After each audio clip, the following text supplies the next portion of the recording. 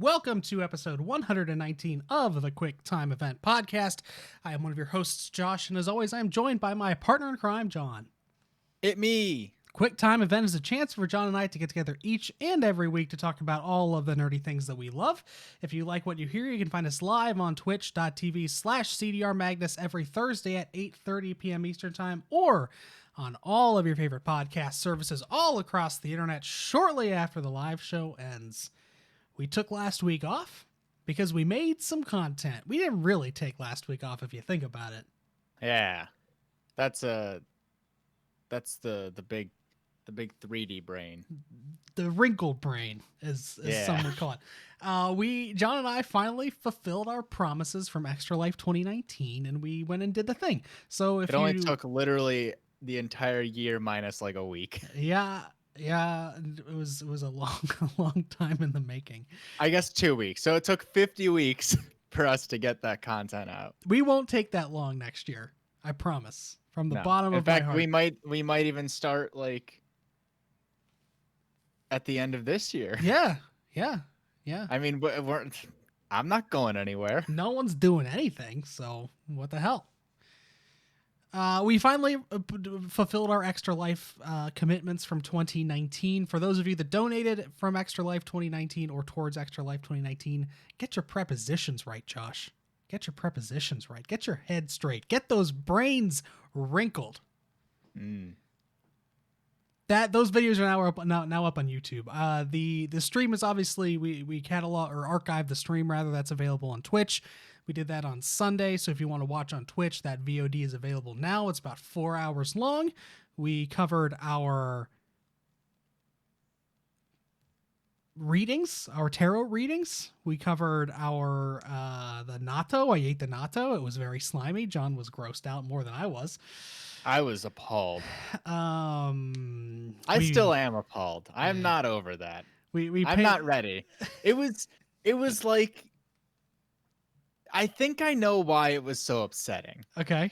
That texture and that look is the look that you have when you break apart a Rice Krispie, which I love, but then you made it about beans.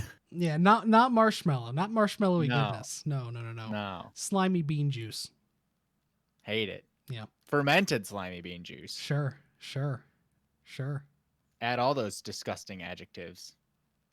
I painted the goddamn Mona Lisa in Microsoft Paint. I recreated. Yeah, I meant to make that my Twitter. What is it? The header photo. Yeah. I wanna make that my header photo for at least a little while. Yeah. So I painted my coagulation from Halo 2, the infamous second version of the Blood Gulch map rather. Made that in Microsoft Paint. That whole video is up on YouTube. And then we finished off with a quote unquote cooking stream where we got through the second world or the second set of levels from Overcooked 2. So, yes. Which we will be redoing some of them. Yeah. Because we didn't get 3 stars. Right. We warmed up. We warmed up for Extra Life. We're ready to take on Overcooked. I feel like we're in a pretty good spot. We're not going to have to like relearn everything. Kind of like we do every year, as is tradition. Right, we're a little bit warmed up, a little bit warmed up. We'll be lukewarm. Lukewarm by the time, right? By the time it's we're not gonna be hot. We're not gonna be on fire.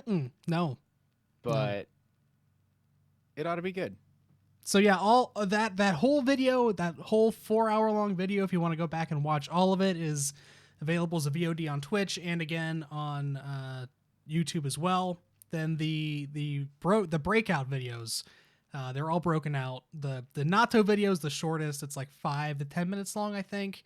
I like how you were able to isolate the most disgusting part into one 10-minute thing. Sure. The tarot reading's like 40 minutes long. I think the biggest part was the painting. That was about an hour and a half, and then the Overcooked 2 was about another hour. Yeah. So that's all up for you to watch. Thank you for donating towards Extra Life 2019. One final thank you for last year.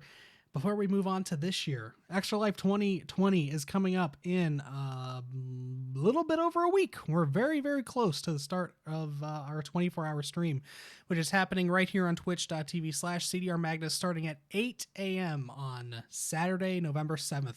N7 Day, as they like to call it in the Mass Effect community. We are doing that towards the benefit of Nationwide Children's Hospital, as we do every year in Columbus, Ohio, hoping to raise $1,000. We're going to be playing a bunch of games, mostly multiplayer games that we can play with all of you. So if you can contribute, please contribute. There are a bunch of great rewards for you to possibly receive. There are Steam codes. There are some Funko Pops we're giving away. There's a Persona 5 Royal Steelbook that we're giving away. John's going to read your fortune. It's going to be great. If you can donate, please. Right here. Official. If you can donate, please do. Everybody is hurting for money these days, and healthcare is probably the place where they need it the most. It's true. So this is a great charity, obviously 100% tax deductible. If you can afford to contribute, we would very much appreciate it if you would help out. Do your part. If you can't contribute. It's been listen, 2020 hellscape year. Absolutely, just it's been like an apocalypse of a year. If you are currently unemployed because of, the pandemic that's going on, totally understand. You're good. Just come and have some fun. Yeah, come hang out. If you can't contribute, come hang out. We're going to be streaming for 24 hours straight. We will need moral support. We'll need some pick-me-ups in the chat, some back and forth conversation. And you can play with us. Play along with us. Engagement is so helpful. Especially in keeping the motivation up for 24 hours. Yeah. From the last, so this is our 4th year doing this. It seems like in the morning, there's a little bit of a warm-up period as, John's not used to being awake at 7:30 in the morning. And so, hey, listen, not all of us are responsible, mature adults, okay? Some of us are living out their teen years still. Sure. In their almost 30-year-old body. So it takes a little bit for us to warm up. And then at 10 a.m., that's when it starts to take off. And we're good. We're doing that's stuff. When I wake up. It's that's when we're playing Overcooked usually. We're on fire. We're completing the game. Last year, we got the 100% for Overcooked 1. Doesn't have a platinum trophy because it's stupid, but that's fine because Overcooked 2 has a platinum trophy, and we're hopefully going to get it this year. Well, you will. I would need to do all of the first world. Yeah, we'll see how that works. Which won't be hard. No. But yeah, from 2 until I want to say 8. We're pretty good by just ourselves. If you would join in the chat, that would be fantastic, obviously. We'd love it. We'd love to see you. But right at 8 is when it really starts to set in. That's the 12-hour mark. So 8 p.m. is when we really hope. That's when usually the Jackbox Party Pack starts up. That's when we usually get more of the people coming in to play games with us. Again, we'd love for that to happen all day, but at 8 p.m., that's prime time. Not only is it prime time for real TV sweeps prime time kind of thing, that's prime time for we need help. Yes. And then we kind of ride on that high until the early hours of the morning, the wee hours of the morning. And then it's fair game. Who the hell knows what's going to happen? Sometime between 2 and 3 a.m. is when it gets just, for me personally, absolutely brutal. It is. It's a slog to get through those last 5 hours, really. But we'll do it. We persevere. We're going to do it. But the games we're going to play, we're going to be playing Among Us, which you don't need to pay for. You can play that on your phone if you want to. It's going to be it is cross-platform. And we will have paid for it, so no ads. Yes. So Among Us. I'm hesitantly going to say Fall Guys. Jackbox, as we said. Overcooked 2 is up to 4 players. What else? Some other stuff. Maybe some Overwatch, maybe some Super Smash Brothers, maybe some Mario Kart. It's hard to say. There's a lot. Don't forget the Goose. The Goose Game. That's just us. Goose Game. I'm sorry. I think it's only 2 geese. As much as the world can only handle 2. The world can't handle 2. No. All right, the world couldn't handle 1. So them giving us 2, that was mistake on. Yeah, right. So yes, that's happening on Saturday, November 7th. We would love it if you came and hung out with us. We'd love it if you could contribute. But yeah, that's the plan. So it's been 2 weeks since we last podcasted. What have you been doing? God, so much One Piece. So much One Piece. Okay, so I went all in. Let me. Okay, so you sleep for how long do you sleep a night? 6 hours, 7 hours, 8 hours? Around 7. Okay.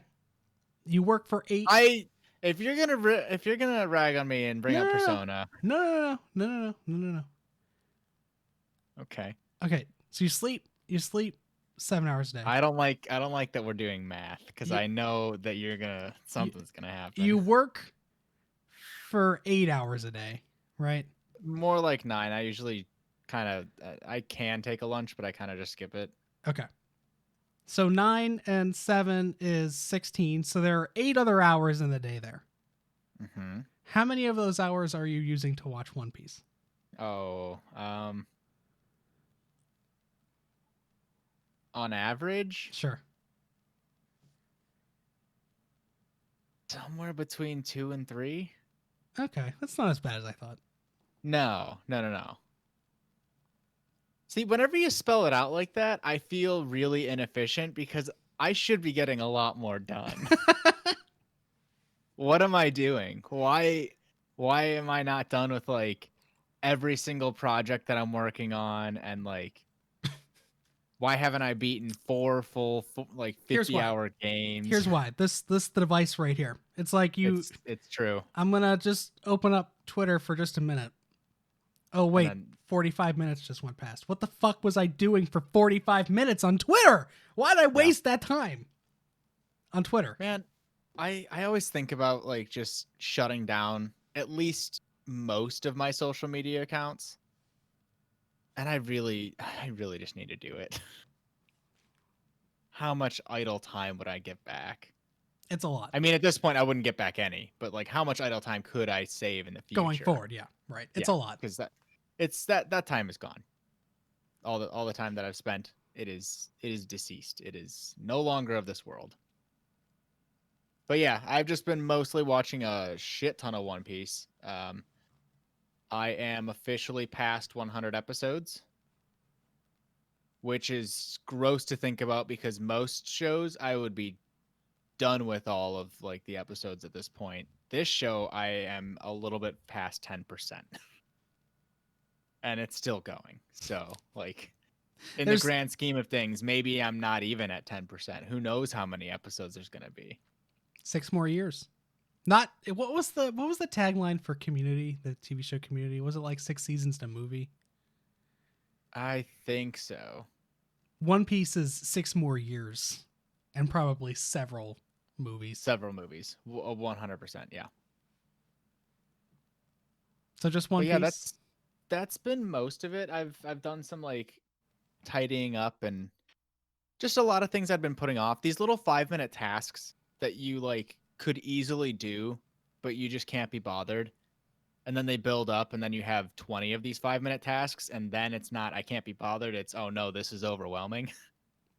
I finally made myself like tackle a bunch of those. So just my place is much more cozy. Like there was stuff that I still hadn't hung up on walls since moving in. So I just kept putting it off, man. Just put it in the pile, stack it up. That's it. There's a pile. Pile. Every house has a pile, I'm told. It's true. Let me know if your house does not have a pile. But I'm told that every house, don't know where the pile is. Right. Every house has a pile somewhere. That's just like a bunch of stuff that you could put away somewhere. Or more than likely, you just need to get rid of. Like, you're not using it. You're never going to use it again. It needs to go to Goodwill. It needs to go into the dump. It just needs to leave the house. But it's not going to do that. It's going to stay in this pile until the day you leave the house. And then you're going to take that pile and you're going to move it to your new house and it's going to live there. This pile exists in every house, I'm told. Ours right now lives in our bedroom. We have a pile of shit in our bedroom that has not moved since we've lived in this house now for 2 years. It's still there. If you're lucky, you will have one pile. If you're like me, you will have, let's see, I still have one pile there, one pile there, one pile there. I think I have 3 or 4 piles throughout the house. Because if they were all in one pile, I don't know what I would do. I would feel defeated every time I saw it. Yeah. At least now I'm like, okay, that's a baby pile. Like it's like the 5-minute task. You could do it, but you're like, nah, I'll do it later. But whenever they all build up, then you're just overwhelmed. So I haven't let them combine into their true form. I think we're doing okay. There are parts of our house that get messy. Mm-hmm. Just because we're lazy and we don't like to throw stuff away all the time. So like we have a big stack of mail and we never get anything in the mail. Do you get anything in the mail that's of any consequence? I get a couple bills just because there's some utilities that like I can't do online. Really? But so I can do all of them, but there's one that like the online system is just really broken. Mine's even stupider. I'm signed up for electronic billing on everything, on all of the services. I get an electronic bill and I pay everything online, but they still send me paper copies. I'm trying to fucking save the environment, you asshats. Leave me alone. No, all the crap that we get in the mail is all just junk. And so like with COVID, we've been, and I know that the science has pretty much come out and said, you know, COVID doesn't really transmit from surface contact.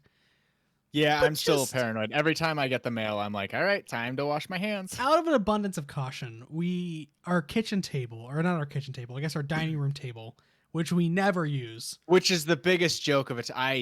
Whoever invented the dining room table knew how to sell you what you absolutely don't need. Exactly. We never use it. The only thing we use it for in this COVID world where we're not having any house parties, and it's not like we were having house parties before this either. And if you were, nobody was going to the dining room table to sit down around it. So what are you going to use it for? You were walking around. Meal a year, Thanksgiving, one because there's too much food to like put on your kotatsu or your coffee table. There's just not enough room, so you have to have the bigger table for the 2 meals a year, Christmas and New Year's, where that happens. Yeah. Or Christmas, maybe like Easter or something. But yeah, it's like the four big holidays is when you use that thing. Otherwise, it is just a big old place to pile up. That's exactly what it is. That's our quarantine zone. So all of like the non-perishable goods that we get when we get our groceries delivered, we'll leave them on the table for 2 days. Usually that turns into like 6 days because we leave it there and it's like, well, this is convenient. I don't need to go into the pantry to get anything. It's already on the table. So we don't do it. We don't move it. It's just on the table perpetually. Instead of those what were they? Open concept kitchens or whatever. It's just an open concept pantry. Yeah, that's what the kitchen table was really built for. Yeah. So this is our deconstructed pantry. We need to be on House Hunters or Property Brothers or whatever. Yeah. Look at what we invented. But yeah, no, we have a table, sir. No. Deconstructed pantry. Like there are some areas of our house that are like that. There's that. There's like the floor in our family room where all of Mako's toys and the fluff that he pulls out of the toys starts to build up until we have to throw the fluff away. Lady does that too. The biggest problem, and I wouldn't call this a pile because it's more than that, is we have a basement.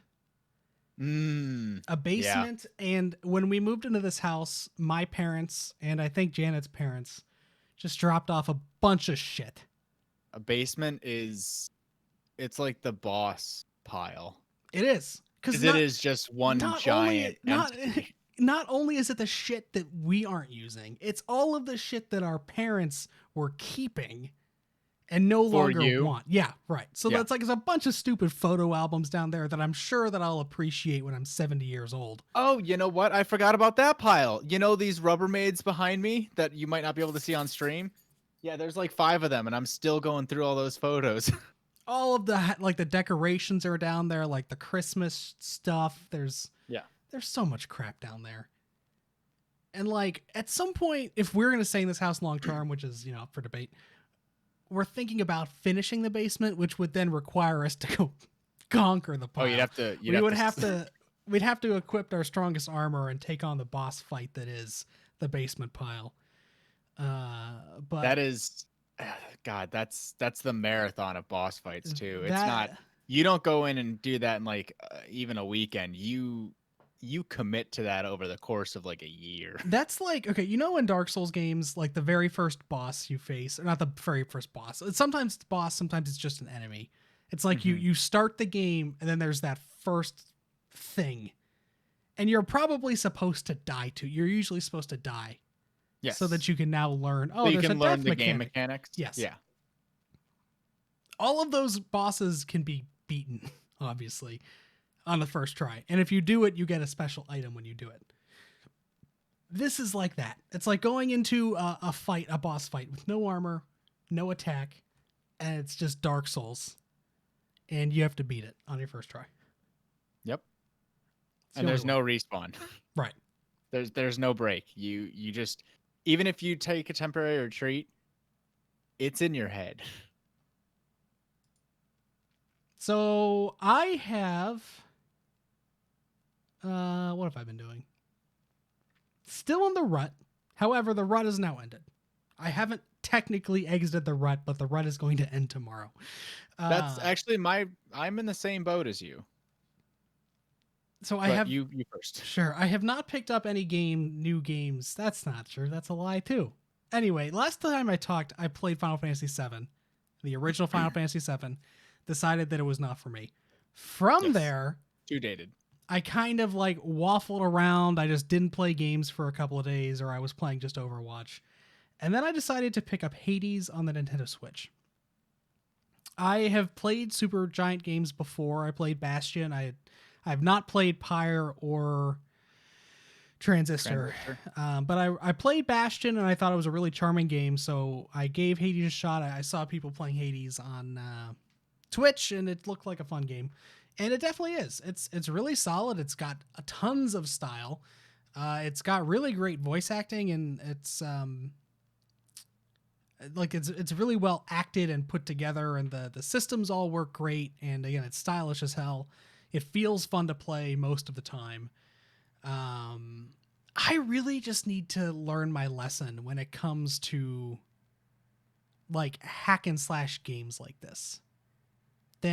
Or not hack and slash, just like this game falls into the same category of games like Hollow Knight or Ori and the Blind Forest or...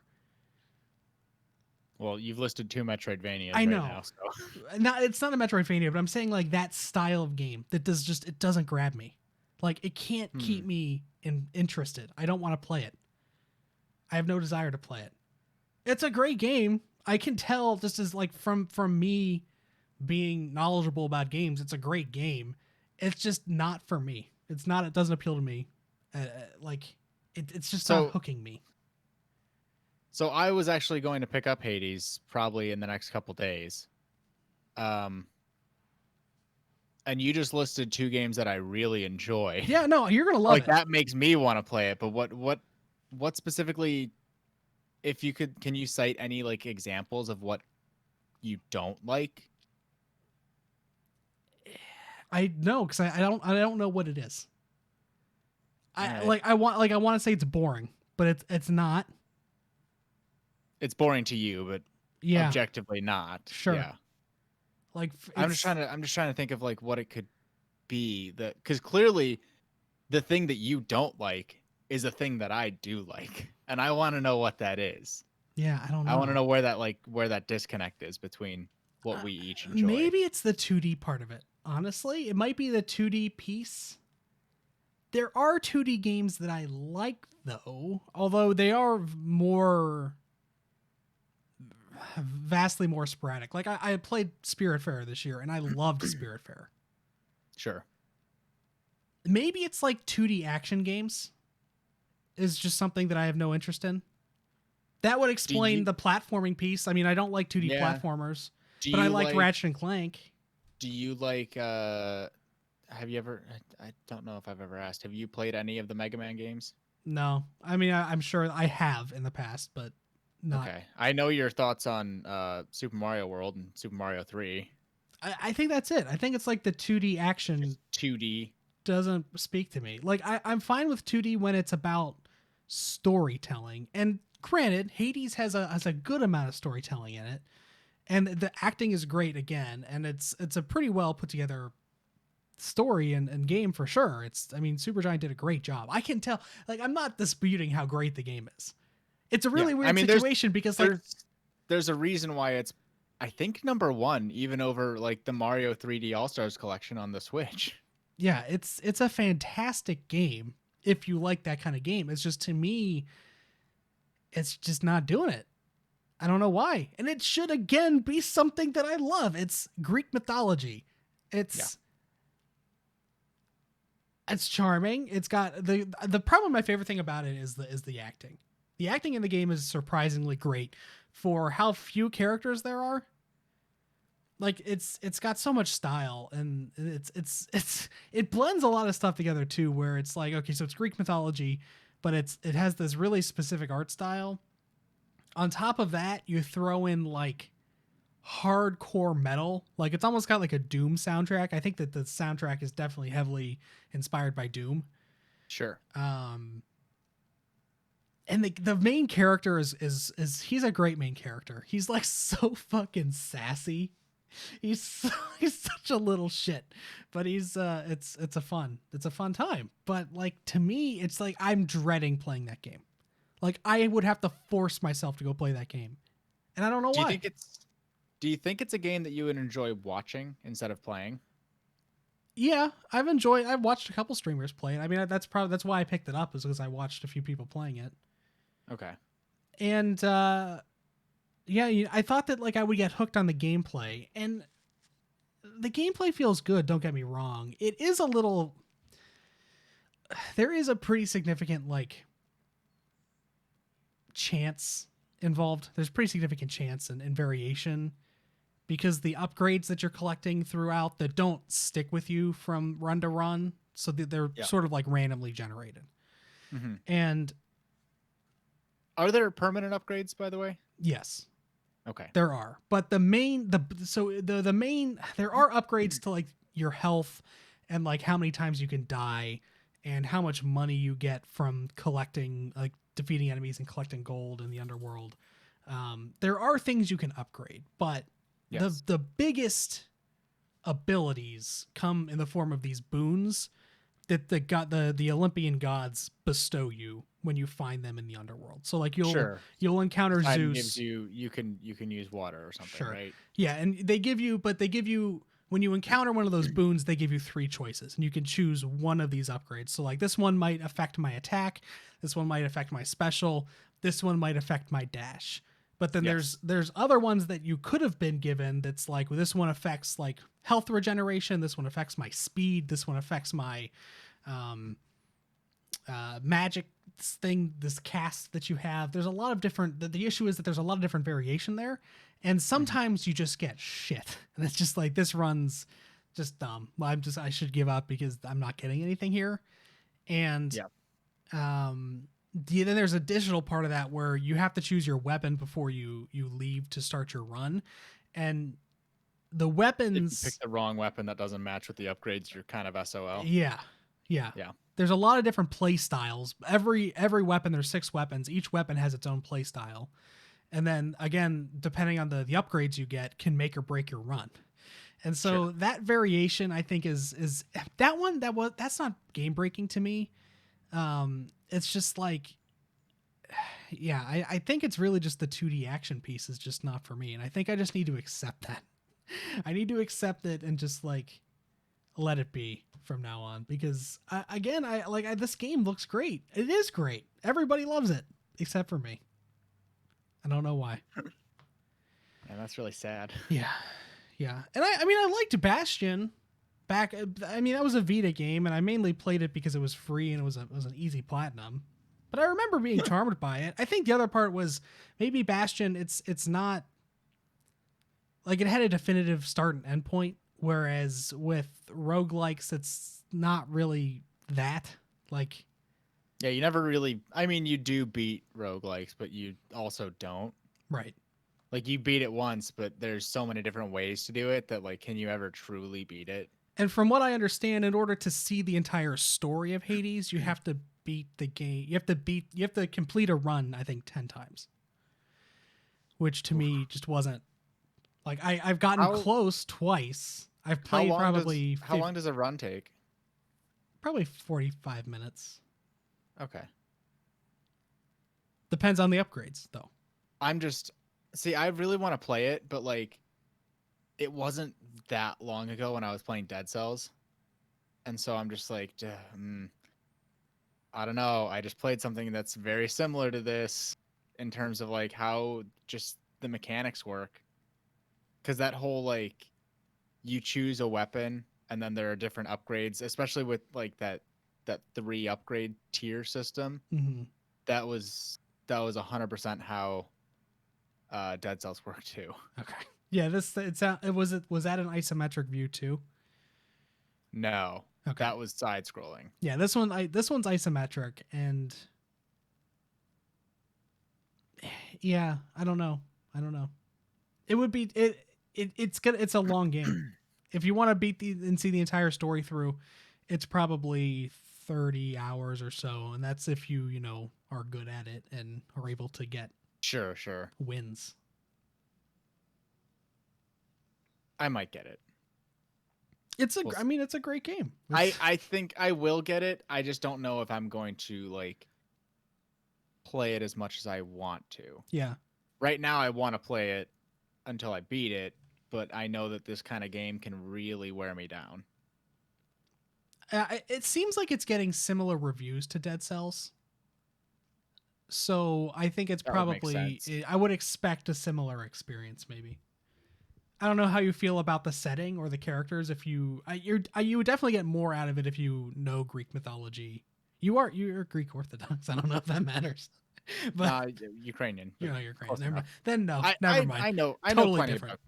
I know plenty of stuff about Greek like mythology. It gets in like nitty gritty stuff though, like pretty obscure mythology at times. So like it's a well put together game and it's got great style. I should love it. It's everything about the game I should love. It's just the dimensions. That's probably the worst feeling. One of the worst feelings in the world is whenever you know that something is it's checking all these boxes that you're like, this should be my favorite thing ever, and it just doesn't click. Because then you're like, what's wrong with me? Right. Because I know what I like, and this thing has these 10 things that I really like, but I don't like this thing as a whole. So something is wrong with me. It's exactly the thing is wrong with me because the opposite example of this is when I played Assassin's Creed Odyssey 2 years ago now. Sure. And Assassin's Creed Odyssey also takes place in ancient Greece, which is my wheelhouse, and it's Assassin's Creed, a series that I really like. The issue with that game, though, was they just threw way too much shit at you. The world was way too big. It was way too spread out. There was too much monotony. That was a fault of the game. Like, that was the game's fault. Yes. This game choosing to be 2D is not a fault. That's not on the game. Yeah, that's a gameplay and just purely design choice. That's is not all on me. And I don't know what my hang up about that is. I don't know if it's just like some weird, like, I mean, I might need to go to counseling. I might need to go see a therapist to get me to over this 2D hump. It's like maybe like it's a toxic thing from like, oh, we jumped from 2D to 3D and obviously 3D is better. Why would I ever want to go back and play 2D games? I don't know. I have no idea. I really like that like as a visual example of what you would need to accomplish in therapy, it's getting over just a flat line. The world exists in 3 dimensions, Josh. but it's okay. It also can exist in 2 dimensions. Listen, okay. you can just have a flat shape. It's okay. So I put down Hades after a while, and then I decided to turn on my PlayStation TV, and I started playing Persona 1. You mad man. Would not recommend that game.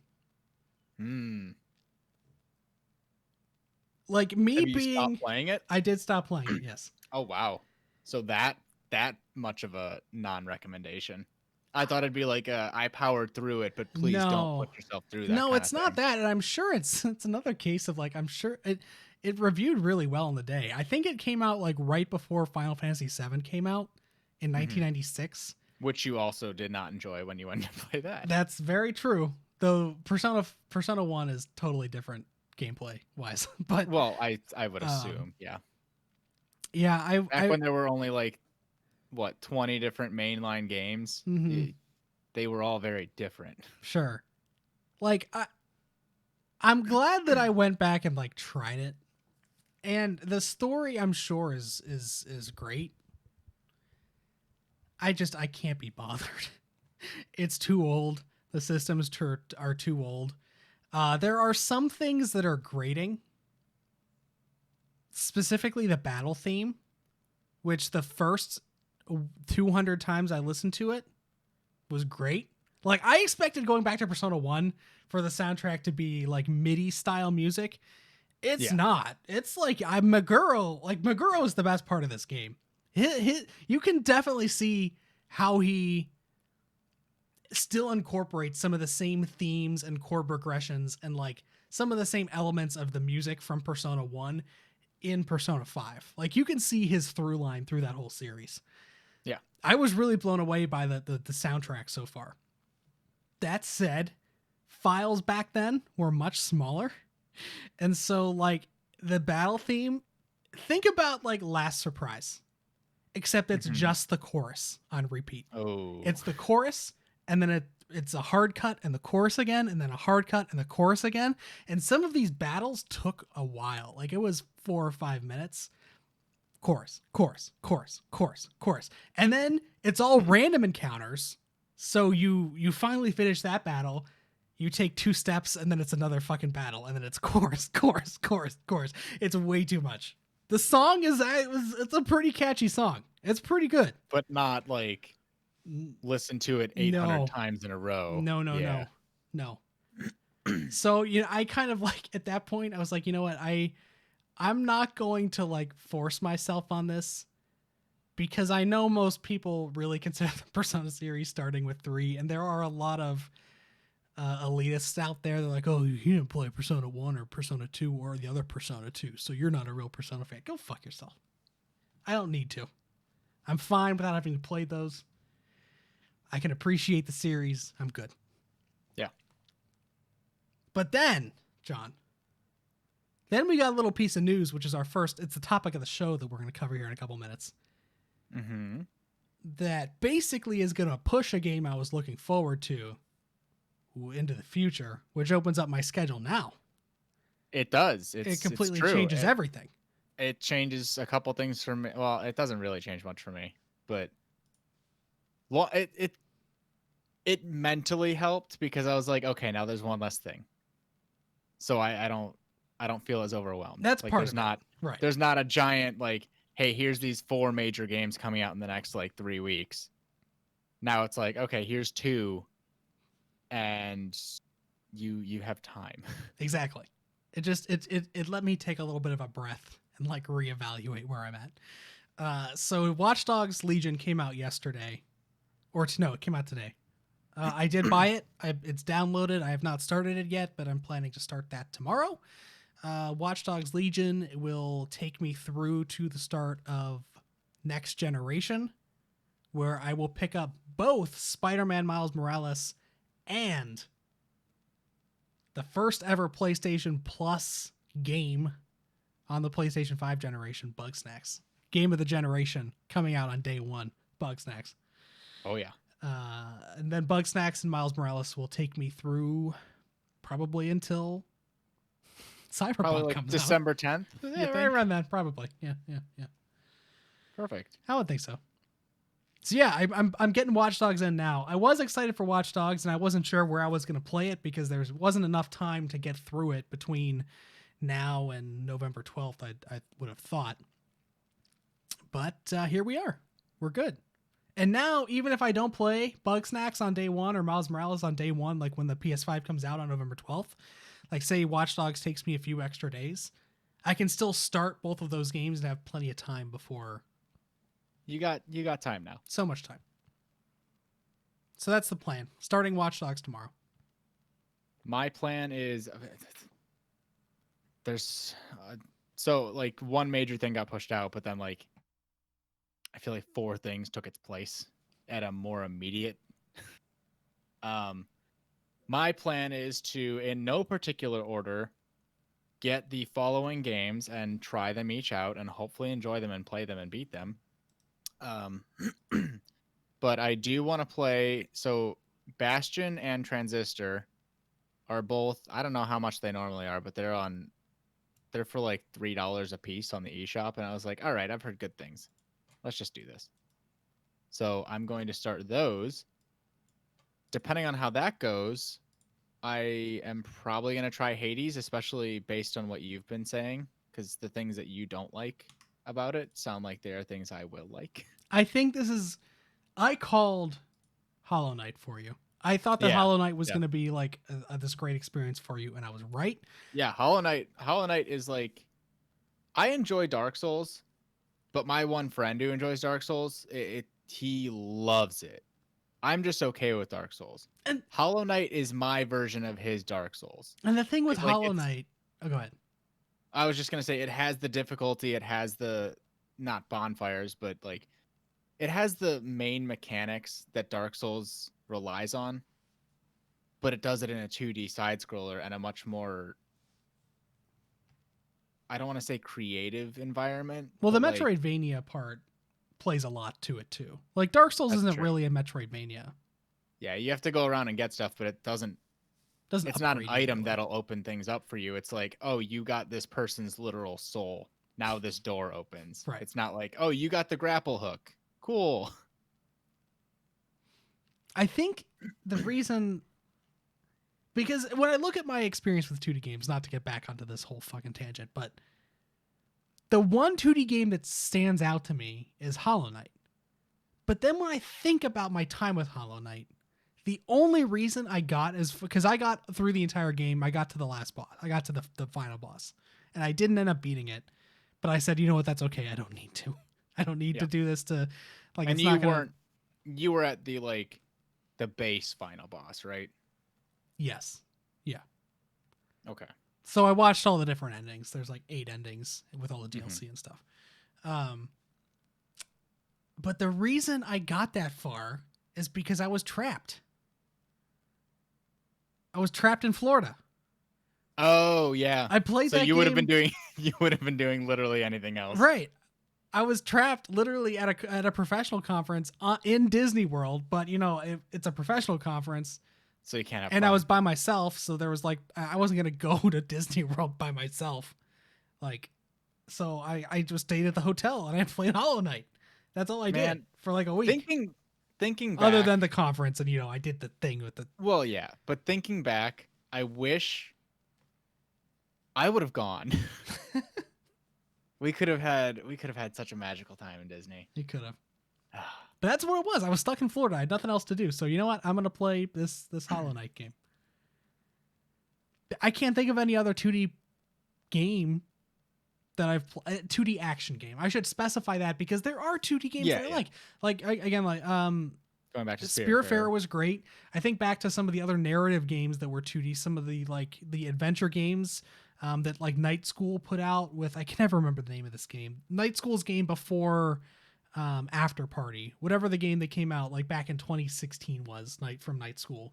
That was a 2D sort of adventure game that was great. But yeah, it's the action 2D games.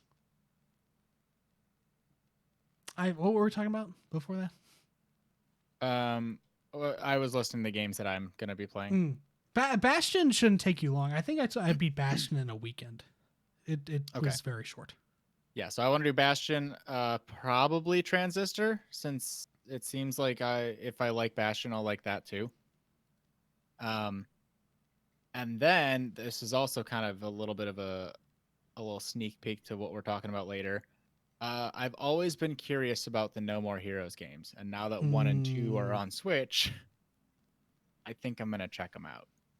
Which I don't know how long they are. I don't either. And I don't know if I'm gonna like them, but it's just something that I've seen just in the weirdest, most random places. And I think that's what it is. It's a weird ass fucking random kind of game. Yeah, which I mean can be really fun if it's done right, and it sounds like this one is in fact done right. So, and people like that character at least with Mr. Travis Touchdown. Yeah. So enough that Sakurai put a was it a Mii fighter costume? Yeah. In Brawl or Brawl? In Ultimate. What year is it? Why is your camera frozen? How long has your camera been frozen, and why is it frozen? Oh no! You see that? And on the stream. Yeah, I see it now. I look smug. What's going on there? Let me try and refresh this. Is my audio coming through? No, yeah, you're good there. All right. But yeah, so I want to do No More Heroes 1 and possibly 2, and then those 2 Supergiant games, and then possibly Hades, and then I will throw into the mix probably Pikmin 3 because I really was having fun with that, and that will bring me all the way to Age of Calamity, because even though a bunch of those are shorter, I'm still watching One Piece, so like, you know.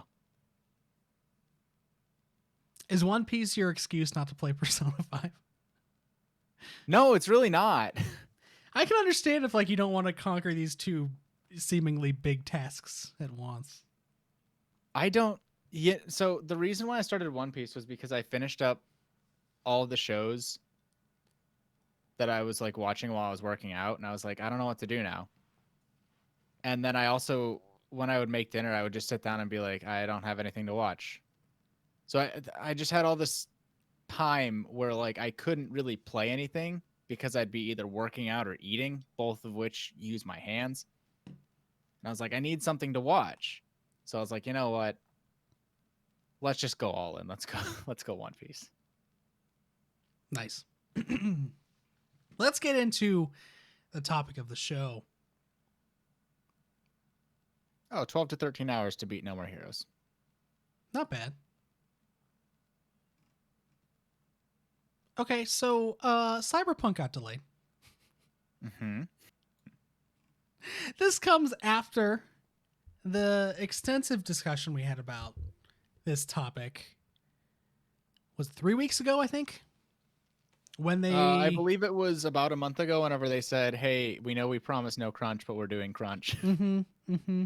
Mm-hmm. And then we also found out that like 6 months ago they started super secret crunch. So let me walk you through this timeline here with Cyberpunk. I hate it. I already hate it.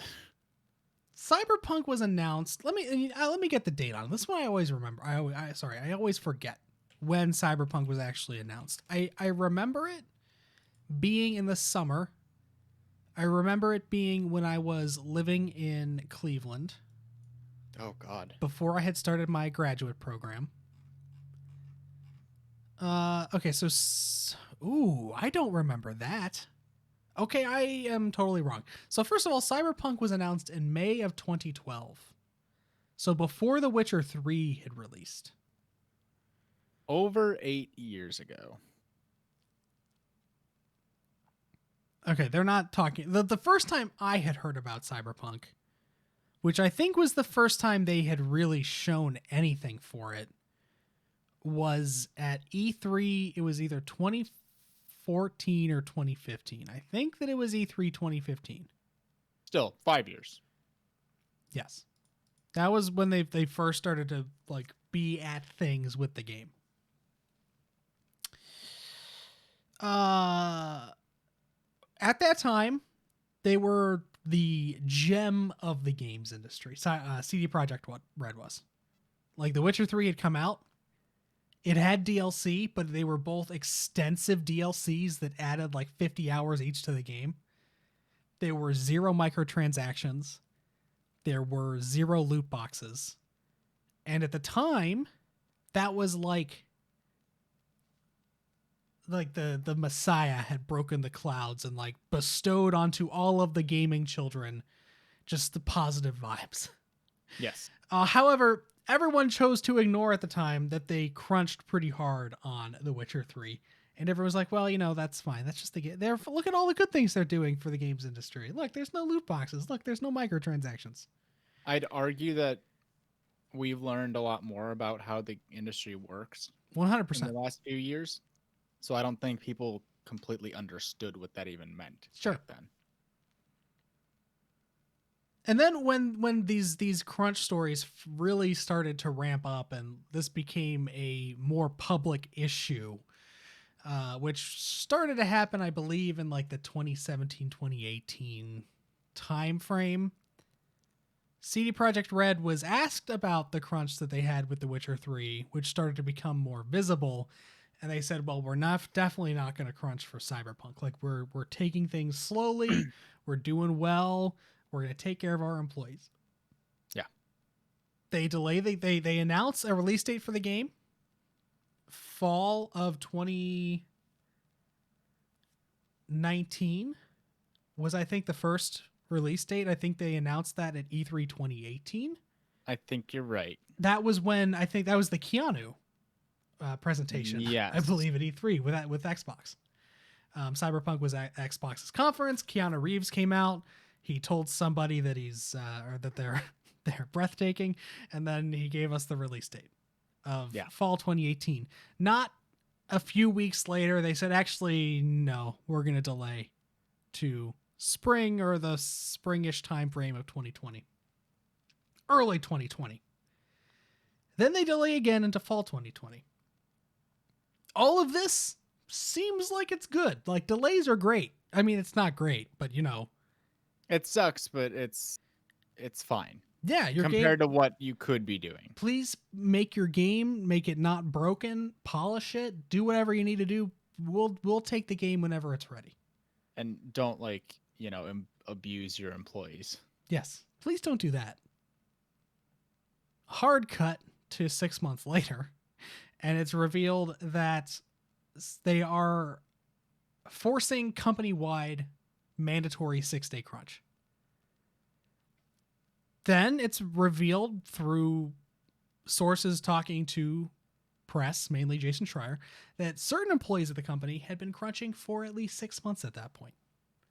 Back when the first crunch or the second crunch was announced, when the second delay was announced. So it was announced that it was delayed to the fall, and apparently they started crunching right around that time. So they started crunching, then they announced a delay, or vice versa, and then they announced mandatory crunch. And then we get a little birdie that comes out and says, we're delaying the game 3 weeks to December. And that also came after the official Cyberpunk Twitter account came out and said, we're definitely not delaying the game.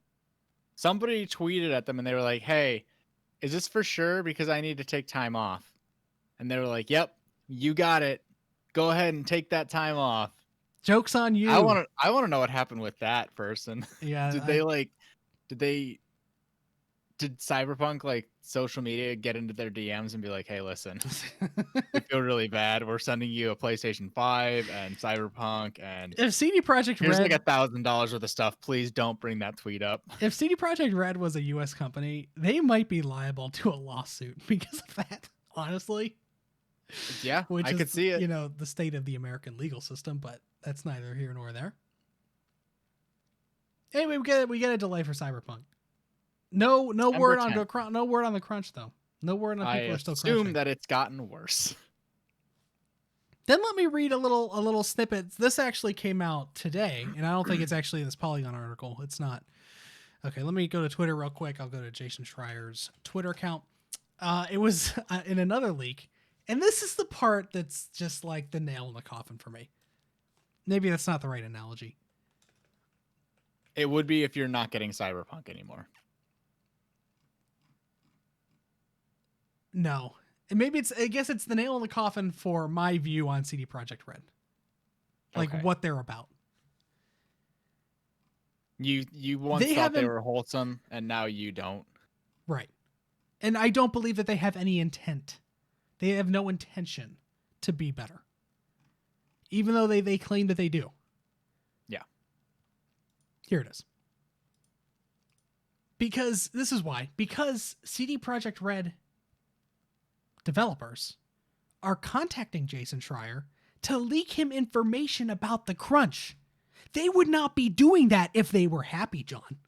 No. If you had happy employees, they would not be going to the media to talk about their shitty situation. You can go out there and tell me you care about your employees all you want, but if there are employees that are unhappy with you, you're not taking care of them. That's the thing. So here's a tweet from Jason Schreier. So CD Projekt Red co-CEO Adam Kaczynski talked to investors yesterday about crunch. This is the quote from Kaczynski to his investors.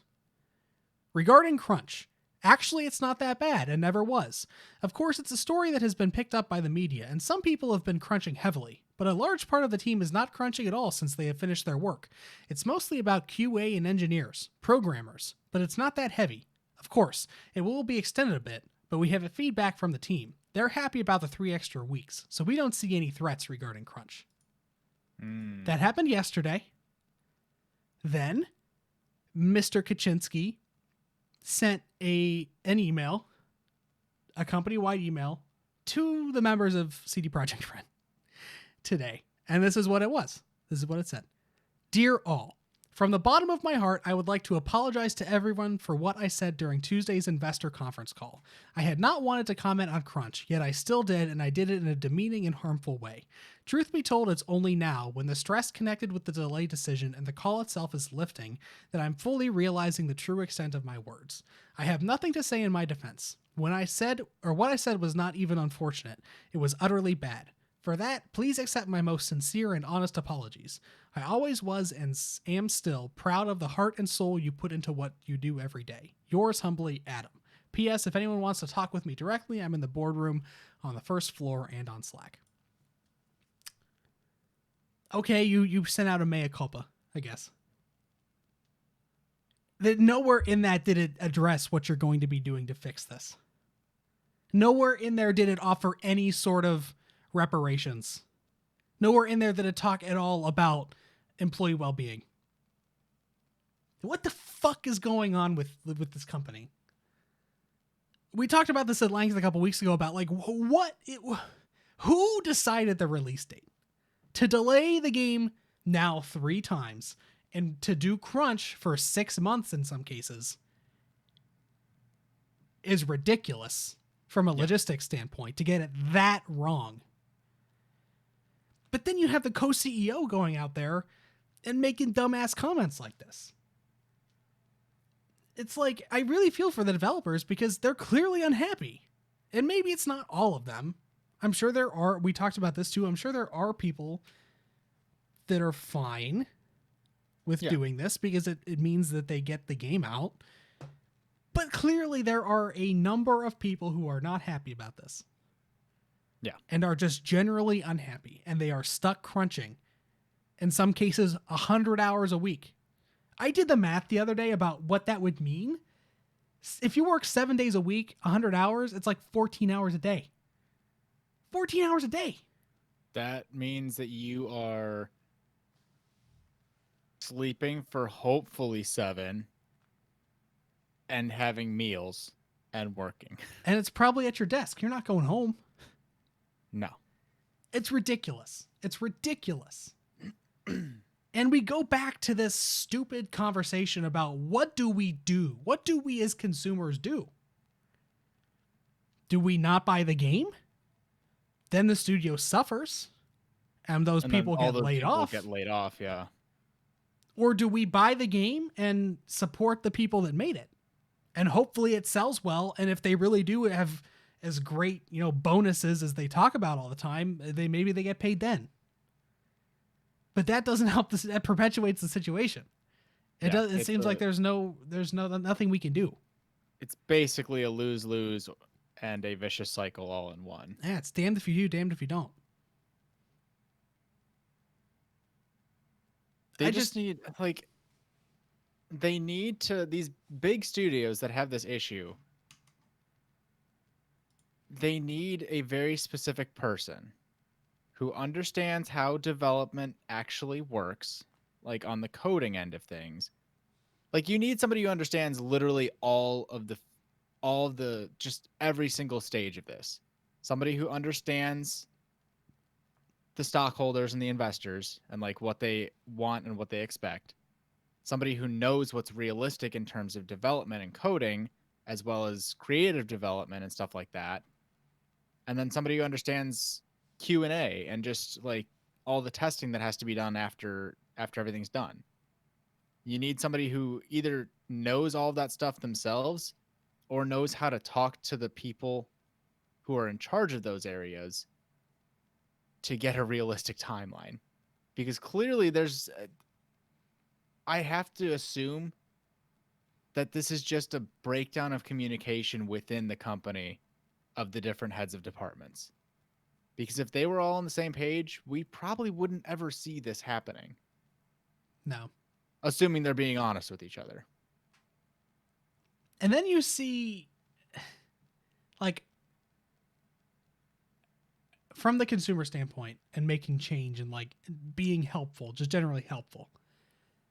In the wake of this announcement on Tuesday, I think it was, there are two very different like camps on the internet. There is a camp of people. There always are. That is, I assume this is a small group of people. I hope it's a small group of people, but it's a group of people nonetheless who are sending death threats to developers. That's the internet. Don't do that. But then there's another group of people on the internet that is making excuses for CD Projekt Red and saying things like, this is just the way the industry is. They want to be crunching. All these like stupid cliches that are just clearly not true. And these are people who have never worked in the game industry, have probably never worked in the tech industry. They have no idea what they're talking about. They're just spouting off because they like CD Projekt Red because they don't have microtransactions in games. And I am really curious to see how CD Projekt Red gets through this. First of all, I think that Cyberpunk 2077 is way overhyped. I don't know that game can come out and live up to right the 4 delays and secret crunch and public crunch. To me, it's just like this is, if Half-Life 3 were to ever come out, this is the game. Yeah. Like, where no matter what it is, it's not going to live up to exactly just the absolute horrible like expectations. I think that it's going to be horribly high expectations. Right. I think it's going to be a great game. I think it's going to score in the 9 to 10 range. I think it might score a lot of 10s. But I think that there are going to be a lot of people that are disappointed with it, and probably wrongly so, because they had their expectations blown way out of proportion. But I really want to know what CD Projekt Red looks like on the other side of this. If the game comes out and it does critically well, are we still going to be talking about this? Are we still going to be talking about the crunch and about what their next game is going to be, and like how is that going to work, and how do we hold them accountable for that? I think that it's going to be easy if the game scores not even poorly, just like if the game scores in the 8 range. I think that that's going to be horrible for them. Yeah. This has to be like game of the year, day 1. Yeah. It's just like the CD Projekt has had this issue since the Witcher 3. This has probably been an issue for them throughout their entire history. Yeah, but since they started. We haven't heard about it until recently. No. And now that they are like the critical darling studio that they are probably the peak of video game developers rather. They are the epitome. They are the city on the hill. They are like the superlative. And they have all of these issues. It has that those cracks in the armor have to come through at some point. And I hope that we, and we being like, I'm including myself, us in this, I guess. I hope that we, as not just like gaming critics, but as gamers and as a gaming community, can evaluate them as a company beyond the game. Like, we can love the game. Yeah.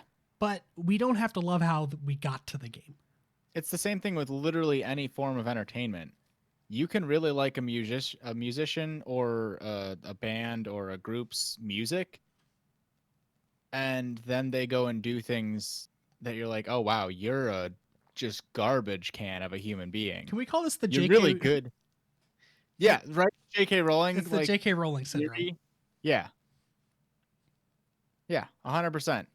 You created this magical world that like people fell in love with, but also you're just I don't even know. You're just a literal piece of dirt human being. You can disconnect those. Jeff Keighley came out and said that Cyberpunk's not going to be eligible for Game of the Year awards, or for the Game Awards rather, for the 2020 season. And they, just like Super Smash Bros. Ultimate, will be eligible next year.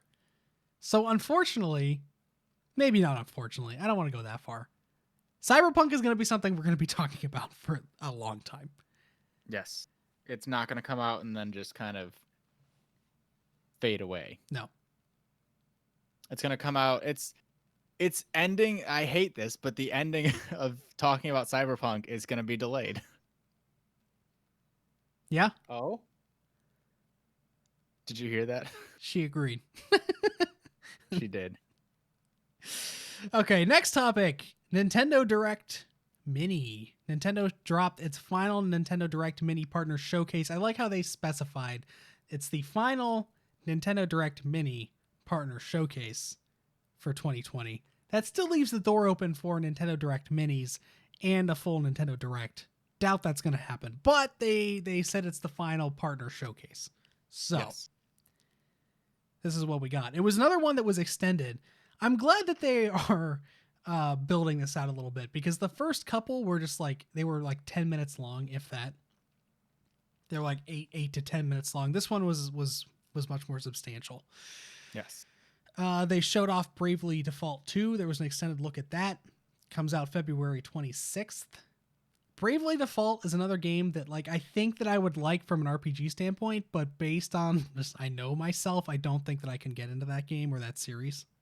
Sure. But that's coming out February 26th. Story of Seasons, Pioneers of Olive Town, comes out March 23rd. Olive Town. That looked straight up like they took Harvest Moon and they applied Animal Crossing mechanics to it, which I'm sure there was crossover there before anyway. But like there were certain points where they were like chopping down trees and stuff where the animation and like the way that they were interacting with the world looked exactly the same. So I don't know if this is just like a straight like unabashed rip-off kind of deal, or if this is something that's been around for a while. Yeah.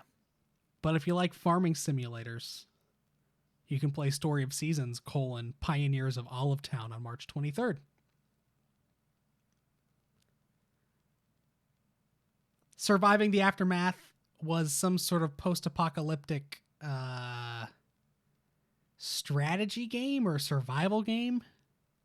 It reminded me of Frostpunk, which was a game I played a few years ago that was like survival, city building. That was the one where you had to like enact rules and like maybe you would survive until the apocalypse ended or something. Right. Yeah. You had to, there was like this in Frostpunk, you were surviving a long winter, like a winter that was bringing like negative 500 degree weather or whatever. Yeah. And like it was resource management, and you had to like build your town out and make sure that there were power generators everywhere to keep people warm.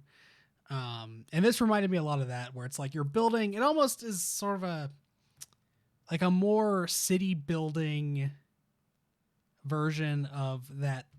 What is that game that Microsoft makes? Flight Simulator? No, they just bought that studio a couple years ago. State of Decay 2, because there's like a city, there's like a building aspect of that game. Yeah. This is more nitty gritty than that. Not for me. I'm so over a zombie apocalypse. Yeah, same here. It has run its course. Next game up was Immortals Phoenix Rising, which is coming out December 3rd from Ubisoft. That is another unabashed, basically Breath of the Wild clone set in ancient Greek mythology. Did you watch all of these? Did you watch this whole mini direct? I kind of fast forwarded a bit through it. I watched it when it first came out, and I fast forwarded through it as well. That is one thing that I appreciate about these Nintendo Direct minis, is that it's not a live stream. They just put the video out, so you can kind of skip through it as soon as it comes out. Yeah, you can just skim and get to the good stuff. Yeah, so I did that at first, and then I went back last night to watch it a little bit more in depth. And when I got to the Immortals Phoenix Rising part, I actually stayed to watch some of it, and it did not look good. I think there's a chance it might have just been my stream buffering, but I don't think it was. My internet connection was fine. Everything else seemed to be running great. Maybe it was a hiccup on Nintendo's side. But if the frame rate that I saw was the frame rate that is happening on the Nintendo Switch, I would not buy this game on the Switch. Ouch. It did not look great. It was 15 frames a second.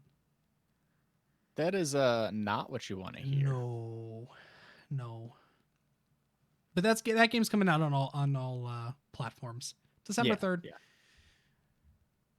Then there was a nice little montage where they showed off 3 games I don't give a shit about. Bakugan is a thing that I was too old for when that came out. Yeah, I thought Bakugan, that's still around. I guess. That was the one with the little balls that you would throw and they would pop into a little Monster Man, right? I believe so. I was like, it was like Yu-Gi-Oh, but make it spheres. I think so. Or Beyblade. Now, if it was a Beyblade game, Beyblade was top. That's where I'm coming in, because I was all for the Beyblade when I was in middle school.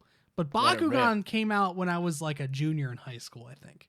Sure. So at that point, it's no, I'm not fucking playing this baby game with the monster balls. No. But there's a new Bakugan game, I guess, coming out November 3rd. Griftlands? I never understood how Bakugan would work. It's one thing to do a card game, because you can have strategies and you have 50 potential cards to choose from, and they can really change things up. What are you doing with a ball? How many balls do you get? What do you have? Does each person come with whenever you go to battle with these things, do you bring your own gumball machine? You just turn it and whatever one you get is what you battle with? I don't get it. Could be. I should look into Bakugan and make a full report. I need you to do a book report on Bakugan. Don't tempt me. I'll do it. They showed Griftlands next, it's like a deck building roguelike. It looked art style looked cool. It looked very similar to Darkest Dungeon from an art style standpoint. Mm-hmm. But I guess it's a roguelike card game kind of thing. What's up with the roguelikes? I don't know. That's the new in vogue thing, I guess. Sure. Tropico 6 was next, which is, I guess, a dictator simulator.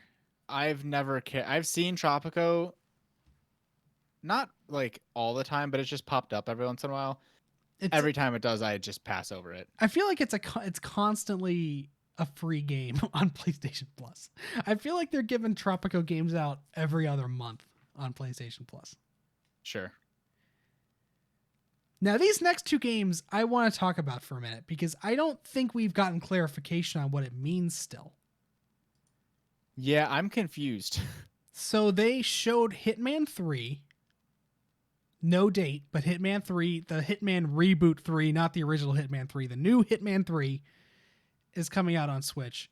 And Control Ultimate Edition is also coming out on Nintendo Switch. However, both of these games are labeled as cloud version. So it's Hitman 3 cloud version and Control Ultimate Edition cloud version.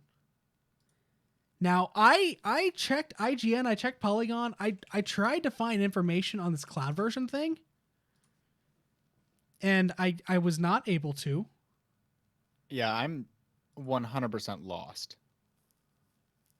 Oh, never mind. The Verge wrote something. Okay. So this article comes from The Verge. Megan Farakmanesh over at The Verge. It's an article saying, listen, we don't know what's going on either. Control is coming to the Nintendo Switch today, but you can only stream it from the cloud. Remedy Entertainment's critically acclaimed supernatural thriller Control is arriving on the Switch today. In order to play the game, you'll need a Nintendo account to access cloud service and a persistent high-speed internet connection to play the game. It includes similar technology to Stadia and Luna, but Control's cloud game will be handled by Ubitus. Never heard of Ubitus before. Also, this just feels like a weird alternate universe where something that is requiring a cloud service is on the Switch. Yes. You know, Nintendo system, who is known for their online infrastructure. Okay, so I guess it's being streamed to the Switch from this cloud service called Ubitus, which I looked in. It's just a very, if you look at Ubitus's website, it's very much a corporate website. Lots of like infographics and nothing that like looks remotely gamer friendly. Like it's someone that's just generally interested in looking at what that is. So, oh God, don't misspell it because it pulled up uveitis for me, which is a disease, and the person has a very red eye. I don't like it. Anyway, cloud versions of games coming to Switch. When I first saw this, my immediate thought went to Stadia. And like, is Stadia coming to Switch? But it's not. It's this third-party thing. This totally not gaming related third-party cloud company, I guess, is helping Remedy Entertainment do this cloud version. Why is everybody trying to jump on board with this cloud thing? I don't know. But this makes so much sense to have on the Switch, though. Everybody's issue with the Switch is that it's not powerful. But what if you just bypass that and just like, who cares? Who cares that the Switch isn't powerful? We'll just stream it. That is an ingenious way to get higher fidelity and more graphically intensive games onto the Switch that I really had not thought about prior to this. Like, good old Nintendo just pulling the most random bullshit out of their hat. Yeah, I think we've talked about like the idea of having Xbox Game Pass on the Switch before. Yes. But the cloud is something we have not. No. And because it's Nintendo, and we were like, right, they don't even know how to make a voice chat system. They're not going to use a cloud. So it does say in here that you need to have your Nintendo account. And then you need to have a connection to the internet. And if you lose connection, you lose connection to the game pretty quickly, it looks like. Which sucks, but I mean, that's cloud gaming for you. Well, yeah, that's going to happen even if you're not on a Nintendo system. My only hope is that people understand that this is cloud gaming, which I don't think is an automatic. They won't. They 100% will not. The only thing that gives me a little hope on that front is that we're talking about Hitman 3 and Control, which are two games that I believe are rated M. So at least the person buying that game should theoretically have a little bit of experience. But I'm sure there will 100% be people who don't know what they're buying when they buy those. Yes. Interesting, though, that we have not heard anything about cloud gaming until this random Nintendo Direct Mini partner showcase. Yeah. And then we get not one, but two games that are doing it back to back. And they like kind of just gloss over that entirely. Like they don't explain it at all during the Direct Mini. Like that would have been the time to be like, we're starting to experiment with this thing. I think it's because they don't know what it is. I think Nintendo was just approached by Ubisoft or whatever, and they were like, "Hey, can we? The word cloud, right?" And they were like, "Yeah, we've heard that thrown around." They got the little smiley faces in the Mario backgrounds. Yeah, they're like, "We want to bring that to Switch," and they're like, "All right, let's do this." Do you want to know how it works? Nope. No, thank you. Did you do? Here's the thing. Do you need us to know how it works? Nope. Great. Excellent. Just don't mess with any of our first party things, and you can have the keys to the kingdom. You're good to go. Do whatever you want. Oh, you need to change stuff with our online infrastructure? Yeah, we haven't touched that in like 3 years at least, so you're fine. After those, they showed here's our one server. Yeah. After that, they showed No More Heroes 3 with a release date for 2021. And then they also announced that No More Heroes 1 and 2 are being ported to the Switch as well. So if you want to play all the No More Heroes games, you can do it all from the comfort of your Nintendo Switch. Which I will be at least delving into somewhat. I'll get one before I, fully commit to a trilogy. Yeah. I have like this is one of those games that I have a vague interest in, but I don't think it's enough to sustain me. Sure. If I'm going to play a game like that, I'm probably picking up Yakuza. That's fair. To round out the show, they showed off a new side-scrolling game called Part-Time UFO, which looks pretty cute. Looks like it's a kind of a puzzle game with gacha elements. Cute theme song. Not as good as Bugsnax. I like the name. And then finally, they closed it out with Hyrule Warriors 2. We got some new info, including some time traveling. There's a little robot. I really like how the game where there's really not much technology and like you're mostly using a sword. Not the game where you're a space bounty hunter flying a ship.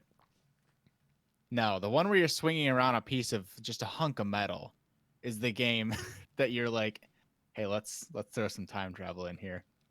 Not just once, but like at least a couple times.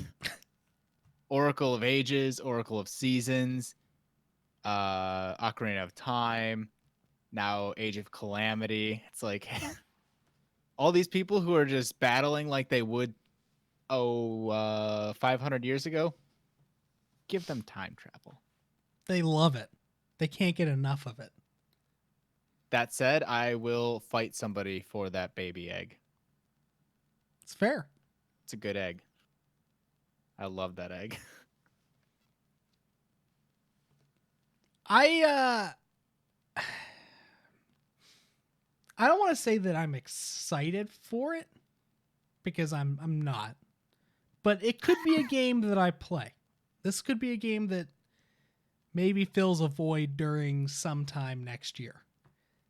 Here's a question I have for you, because I always think about this whenever I buy games. It's something that it determines how I buy a game. Do you want to borrow it if I buy it physically, so that you don't need to commit to actually buying it? Because this is a game that I would consider getting a physical cartridge for. No, I think that if I don't buy it, I'm not going to play it. I think if you just like lent it to me, it would sit in a pile and it would never be used. It would become its own mini pile. To bring everything back full circle. Yeah. I think do you have any interest in playing the original Hyrule Warriors? No, definitely not. I do have that on cartridge. The only reason I'm excited, and the only reason I would play this one is because I am interested in the story from Breath of the Wild, and to see how, because it takes place in the same universe, and I guess technically all of them do, but that timeline's so fucked up that I really don't care enough to figure it out. It just splits into 3. It only no splits deal. into 3 timelines, you know. And who knows what this thing's gonna do now? Right. Yeah, it's only because it seems like it is a direct prequel to the game, from at least from what we can tell. And it might have some pretty heavy implications on how Breath of the Wild 2 goes. Right. I am It's a like little bit now, salty about this, though. I'm a little bit sure. salty about Hyrule Warriors because clearly Koei Tecmo. Oh yeah. Clearly they have stopped their localization of Persona 5 Scramble Strikers, whatever. Nintendo gave them too much money and Sony did not. Right, in favor of not even Sony, Atlas or Sega. Oh yeah. Because Persona 5 is coming in. Strikers is supposed to come to Switch as well. Yeah, but Nintendo was like, listen, that game's going to be on here, but this game is more important. Right. Clearly, Koei Tecmo has put that on the shelf while they figure this one out or finish this one. So that does make me a little bit salty, but I digress. You'll get your Persona. One day. There were some rumors going around, not even rumors. Canceled. Koei Tecmo put out they had another financial presentation. The last one they had was over the summer when they again had a little leak in there about westernization of Persona 5 Strikers. And then we had the conversation at that point that was something that was not leaked because we had a leak like a year ago, but prior to that about it happening. Anyway, they had another financial presentation and Persona 5 Strikers was noticeably absent from it. It was not in it at all. So a lot of what's that scared little chicken's name? It's Chicken Little. Chicken Little. The scared little chicken. What's the scared little Chicken Little? There are a lot of little Chicken Littles. Fearful small poultry. What was his name again? There are a lot of Chicken Littles in the Persona community that were like screaming on the internet about how, oh my god, it's canceled, it's never coming. Just chill the fuck out, dude. Chill out. This is why the culture at CD Projekt Red starts. Because of people like that. Yeah. That's how crunch is born. Because y'all need to just relax and let them do their thing. It'll come out.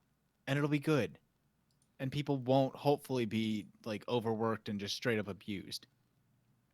Just breathe. Last little story for the evening. It's not going to impact me. It's not going to impact you.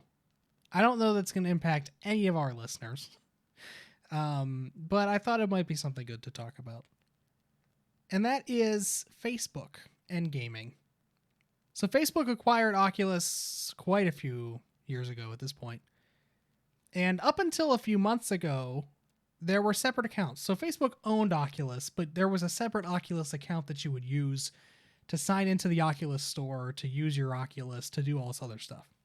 Yes. However, a couple months ago, Facebook said, okay, no, all users are now going to have to use Facebook accounts. The Oculus accounts are just going away. It was revealed on Tuesday that deleting your Facebook account forfeits Oculus VR games you already paid for. Oof. That's not good. No. This article comes from Polygon and Charlie Hall over polygon.com. In August, Facebook announced that consumers who use its Oculus virtual reality headsets would be required to log in with their Facebook accounts in order to play games. The transition went into effect earlier this month, and it comes with a catch. If at any point you decide to delete your Facebook account, you immediately forfeit your access to any games or VR experiences you purchase through the Oculus Store. The gotcha was spotted last week and began to surface first on Twitter, only to be confirmed Friday by the team at Upload VR.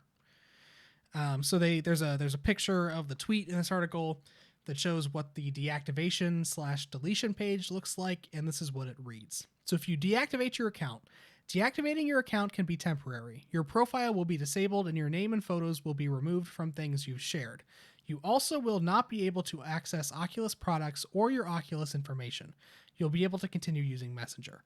Then when you go down to the delete section, it says deleting your Facebook account will also delete your Oculus information. This includes your app purchases and your achievements. You will no longer be able to return any apps and will lose any existing store credits. That, if I ever considered getting Oculus, that is now dead. Yeah, as soon as they said this you have to have a Facebook account, I was totally off board. Yeah, altogether. Like I was never probably going to get an Oculus to begin with, but yeah, same here. To know that I have to have a Facebook account, it's a non-issue. It's like, no, absolutely not. And there are quite a few people out there that are like, well, how is Facebook any different than PlayStation, or how are they any different than Google or Amazon? And you have a point to an extent.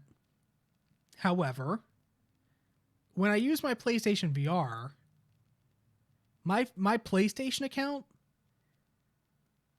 doesn't need to know stuff about me. Like, it needs to know my payment information. And not saying that they can't go back and recreate all of this. It's not like PlayStation can't like look at my history and then go out on the internet and find stuff to correlate with it to get a more complete picture with me. But Facebook requires you to identify yourself as you. Yeah. Most other places don't require that. If I sign up for twitter.com, I can make my name Lord Covington or whatever, and then I can just put my name in there as John Covington. Where did that come from?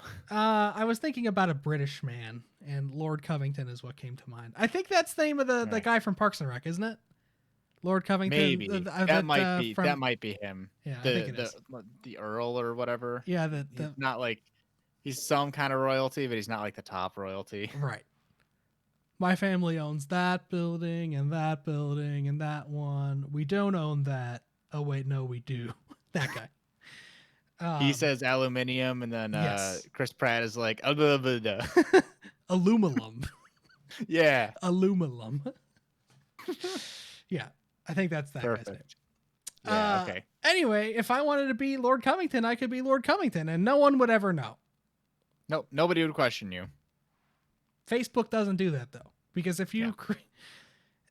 And again, you don't have to use your Facebook account, I guess. You don't have to go in there and put pictures and stuff. But you have to give them some information. Facebook also has a terrible track record with this shit, though. Like, we're completely leaving out the part where Facebook is legitimately evil. Yeah. We're forgetting about that. Google, probably evil, mostly in it for the money. Facebook, I don't know about that. I think Facebook's in it for the power. There's a difference there. I mean, Facebook, the concept started as rating people on their like physical appearance, like a hotness scale, right? Like that was the original idea. I don't know. I thought it started as like a you had to have a .edu account to join it. Yeah, but I think at least if what was the movie? The Social Network? Yeah, if that has any like truth to it, I think that the original idea was they wanted to have almost like a dating app, but where you could like put in personal information and like have an actual profile, and then you could just go and be like hot or not. Cool. I think maybe not, but still, it regardless of what its origin story is, it's not good. That's the thing. Is like, to me, it's not because if you go and you delete your PlayStation account, which I don't know that you can actually, I'm sure there's a way. You would also lose out on all your PSN purchases. I understand that that's a common industry thing. If you go and you delete your Steam account, if that's an option, you lose all of that. Yeah, whenever Blizzard was pissing people off, people deleted their account and they were like, listen, your games they're gone if you do that. Your profile, your progress, everything you spent. Sure. That's not the issue. The issue is that you're Facebook. That's the issue. Mm-hmm. It's that you're Facebook. And that if at any point in the future I don't want people to have my information like I did when I deleted my Facebook account, then we have a whole nother set of issues. Because this isn't going to be an issue, really. This isn't going to be an issue for people who bought an Oculus and don't have a Facebook account, so they have to make one. Yeah. Those people aren't going to be affected because they're probably not going to use Facebook. It's for all of the people that have Facebook already and use Facebook regularly. Account. And then hundreds of friends and tons of personal information. And then they link their Oculus to that account. And then at some point in the future, they do what I did and say, you know what? Fuck this. I don't want Facebook to have any information on me. I don't want to be a part of this. I don't want to see fucking Aunt Margaret's pro racism posts or whatever. I just need to get out of here. I need to leave. Yeah. And then the only way to do that is to delete everything. And then there goes all your stuff. That's the issue. No gaming system should be tied to a social media system. That just shouldn't be happening. Plus, you can have elements of a social media system in your gaming system, but you shouldn't have the two entirely be able to exist separately and then just decide to marry them together. Plus, there are cameras all over that fucking thing. Yeah. What do you think is happening when you're standing in your family room, in your living room, and you're looking around your living room? Facebook's taking all of that, dude. They have all that. They know what the inside of your house looks like. Yep. They got it. No thanks. I'm good. Like, there's a good chance that that's already happening to an extent with all of our phones. Probably. Oh, yeah, for sure. But, like, now it's not, you're not even pretending. Like, this is just blatant. Yeah. Listen, if you're going to get that information out of me, you better trick me. I better be bamboozled. Right. I better, This is not tricking me. No, I'm not falling for this. I'm not that dumb. It's the same reason why I refuse to buy Alexa products or Google, whatever Google's thing is called. Google Home or whatever. Yeah, anything that you can just say its name and it'll start, quote unquote, start listening. And that's exactly it. They always say, well, it's not listening until you activate it. Then how the fuck am I activating it? How is that working? You can't. You really think I'm that fucking stupid, dude? Come on. Hey, Alexa, are you listening? No.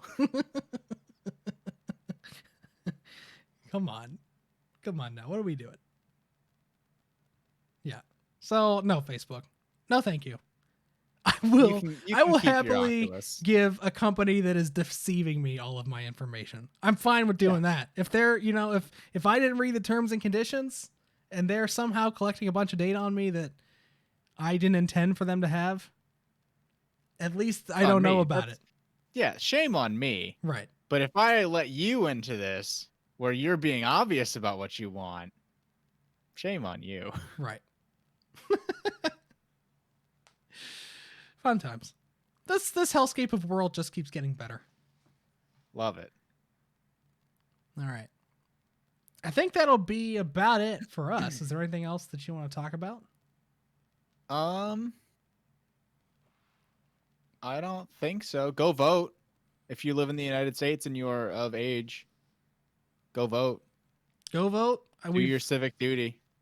I've seen preferably inform yourself before you vote, but do that and then go vote.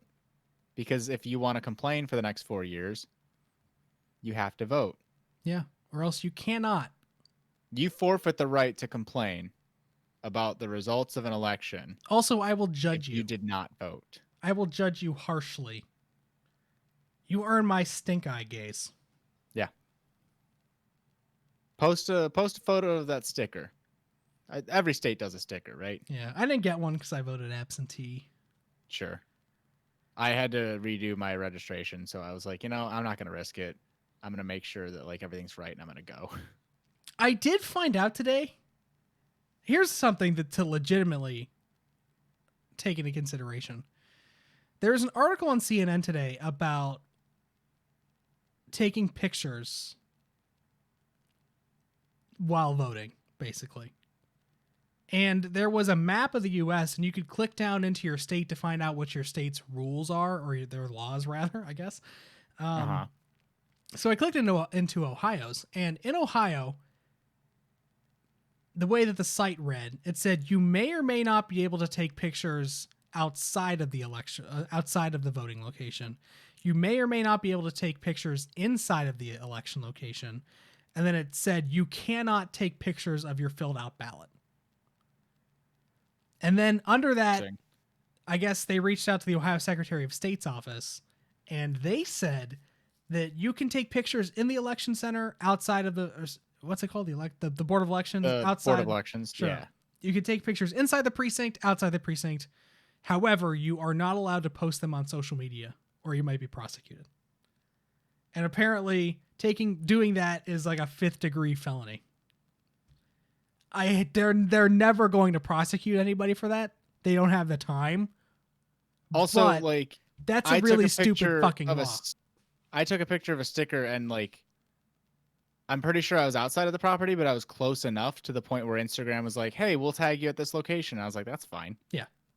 No, they're never going to do anything on it, but it is technically a law, I guess.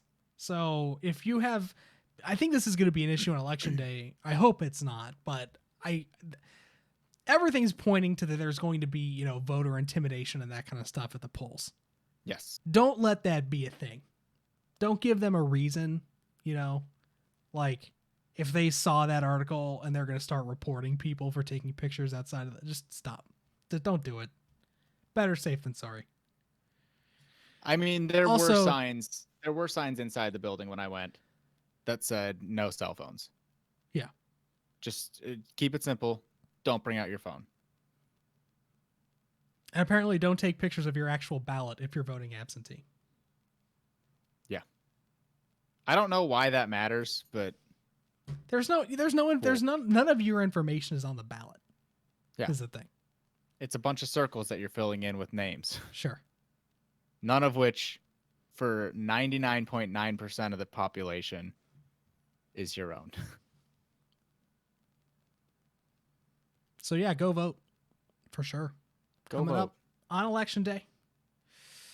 Then after election day, 4 days later, come join us here on twitch.tv/CDRMagnus for our 2020 Extra Life stream, year 4 of Extra Life, raising $1,000 at least, hopefully, to Nationwide Children's Hospital in Columbus, Ohio.